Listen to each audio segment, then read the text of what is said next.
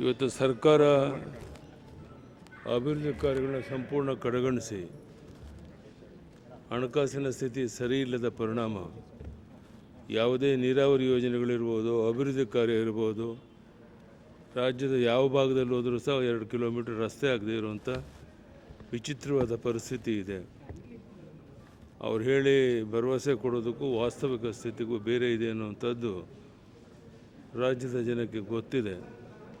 ಇದೆಲ್ಲದರ ಪರಿಣಾಮ ಮುಂದಿನ ವಿಧಾನಸಭಾ ಚುನಾವಣೆಯಲ್ಲಿ ಭಾರತೀಯ ಜನತಾ ಪಾರ್ಟಿ ಸ್ಪಷ್ಟ ಬಹುಮತದ ಅಧಿಕಾರಕ್ಕೆ ಬಂದು ಒಂದು ಒಳ್ಳೆಯ ಆಡಳಿತವನ್ನು ಕೊಡೋರಿದ್ದೇವೆ. ಅಲ್ಲಿವರೆಗೂ ನಾವು ಕಾಯಬೇಕಾಗತ್ತೆ. ಈಗಾಗಲೇ ನಿರಂತರವಾಗಿ ವಿಜಯಣ್ಣ, ನಾನು ಉಳಿದೆಲ್ಲ ನಮ್ಮ ಪಕ್ಷದ ಮುಖಂಡರುಗಳು ಪ್ರವಾಸ ಮಾಡ್ತಾಯಿದ್ದೇವೆ. ಎಲ್ಲ ಕಡೆ ದೇವದುರ್ಲಭವಾದಂಥ ಒಂದು ಸ್ವಾಗತ ಸಿಗ್ತಾ ಇದೆ. ಇದೆಲ್ಲದರ ಪರಿಣಾಮ ಈ ಸರ್ಕಾರ ಭಾಳ ದಿನ ಉಳಿಯೋದಿಲ್ಲ ಅನ್ನುವಂಥದ್ದು ಗ್ಯಾರಂಟಿ ಆಗಿದೆ. ರಾಜ್ಯದಲ್ಲಿ ಕಾನೂನು ಸುವ್ಯವಸ್ಥೆ ಹದಗೆಟ್ಟಿದೆ. ಮಂಗಳೂರಲ್ಲಿ ಕಾನೂನು ನೋಡೋಣ, ಕೊಲೆ ಸುಲಿಗೆ ನಿರಂತರವಾಗಿ ಆಗ್ತಾ ಇದೆ. ಕಾನೂನು ಸುವ್ಯವಸ್ಥೆ ಎಲ್ಲಿದೆ ಅಂತ ಪ್ರಶ್ನೆ ಕೇಳಬೇಕು. ಆ ಪರಿಸ್ಥಿತಿ ಇದೆ. ಇದು ಯಾವುದನ್ನು ತಡೆಯುವಂಥ ಶಕ್ತಿ ರಾಜ್ಯದ ಮುಖ್ಯಮಂತ್ರಿಗೆ, ಗೃಹ ಸಚಿವರಿಗಾಗಲಿ ಇಲ್ಲ. ಇದನ್ನು ಖಂಡಿಸ್ತೇನೆ. ಸೊ ಬರುವ ದಿವಸಗಳಲ್ಲಿ ಜನ ತಕ್ಕ ಪಾಠವನ್ನು ಕಲಿಸ್ತಾರೆ. ಎಲ್ಲ ಸತ್ಯಾಂಶ ಯಾವುದೂ ಇಲ್ಲ ರೀ, ಕೇವಲ ಪ್ರಚಾರಕ್ಕಾಗಿ ಆ ರೀತಿ ಹೇಳಿಕೆಯನ್ನು ಕೊಡ್ತಾರೆ. ಧನ್ಯವಾದ. ಇವತ್ತು ಸರ್ಕಾರ ಅಭಿವೃದ್ಧಿ ಕಾರ್ಯಗಳನ್ನ ಸಂಪೂರ್ಣ ಕಡೆಗಣಿಸಿ ಹಣಕಾಸಿನ ಸ್ಥಿತಿ ಸರಿ ಇಲ್ಲದ ಪರಿಣಾಮ ಯಾವುದೇ ನೀರಾವರಿ ಯೋಜನೆಗಳಿರ್ಬೋದು, ಅಭಿವೃದ್ಧಿ ಕಾರ್ಯ ಇರ್ಬೋದು, ರಾಜ್ಯದ ಯಾವ ಭಾಗದಲ್ಲಿ ಹೋದರೂ ಸಹ 2 ಕಿಲೋಮೀಟರ್ ರಸ್ತೆ ಆಗದೇ ಇರುವಂಥ ವಿಚಿತ್ರವಾದ ಪರಿಸ್ಥಿತಿ ಇದೆ. ಅವ್ರು ಹೇಳಿ ಭರವಸೆ ಕೊಡೋದಕ್ಕೂ ವಾಸ್ತವಿಕ ಸ್ಥಿತಿಗೂ ಬೇರೆ ಇದೆ ಅನ್ನುವಂಥದ್ದು ರಾಜ್ಯದ ಜನಕ್ಕೆ ಗೊತ್ತಿದೆ.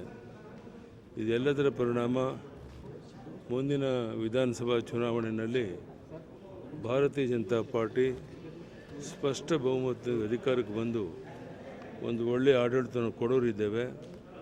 ಅಲ್ಲಿವರೆಗೂ ನಾವು ಕಾಯಬೇಕಾಗತ್ತೆ. ಈಗಾಗಲೇ ನಿರಂತರವಾಗಿ ವಿಜಯಣ್ಣ, ನಾನು ಉಳಿದೆಲ್ಲ ನಮ್ಮ ಪಕ್ಷದ ಮುಖಂಡರುಗಳು ಪ್ರವಾಸ ಮಾಡ್ತಾಯಿದ್ದೇವೆ. ಎಲ್ಲ ಕಡೆ ದೇವದುರ್ಲಭವಾದಂಥ ಒಂದು ಸ್ವಾಗತ ಸಿಗ್ತಾ ಇದೆ.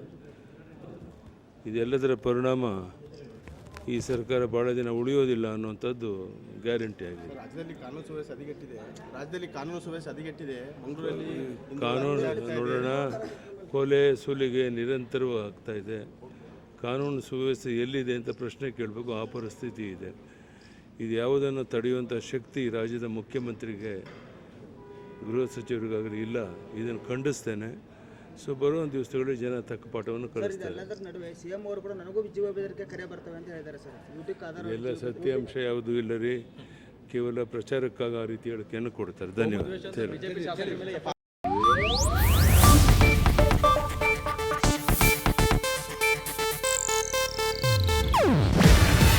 ಇದು ಏಷ್ಯಾನೆಟ್ ನ್ಯೂಸ್ ನೆಟ್ವರ್ಕ್ ಪ್ರಸ್ತುತಿ. ನೀವು ನೋಡ್ತಿದ್ದೀರಾ ಏಷ್ಯಾನೆಟ್ ಸುವರ್ಣ ನ್ಯೂಸ್.